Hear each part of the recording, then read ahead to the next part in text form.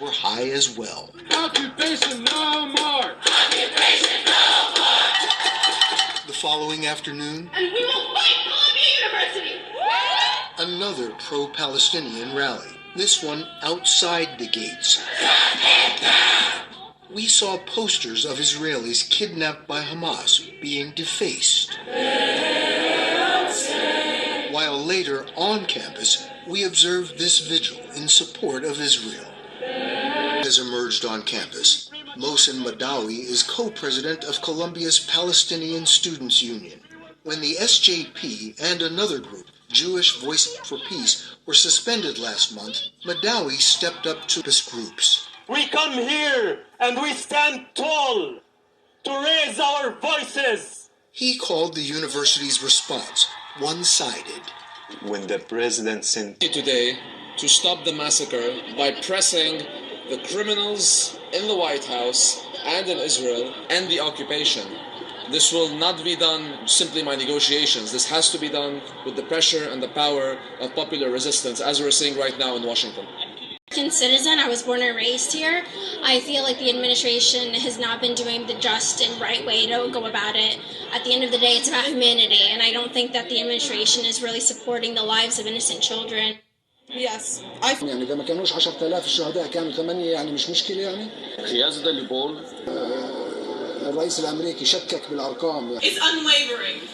153 countries voted for ceasefire, and it's evident by the hundreds of thousands of people that have come out, the millions across the world today in over 40 countries and 120 cities across the world.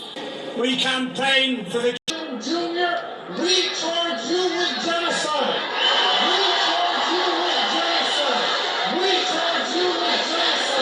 Approaching the 100th day of Israel's genocidal bombing of Gaza, hundreds of thousands of people from around the United States traveled to Washington, D.C. for another march on the White House, the second such national march to take place since October 7th. Since the last national march, They don't have the resources or because they're weak, but because they've literally been targeted, and yet somehow the weakest, poorest country in the Middle East has been the one to come to the aid of the Palestinians, and not even at the cost of other lives. They haven't killed a single person. They haven't murdered a single person. Yet the backlash from the U.S. and from the U.K. has cost them lives. They've bombed their capitals. They went to their homes. They haven't come near our homes here in the U.S., but... So Yemen, we are proud of you, we love you, we appreciate you, and we see you.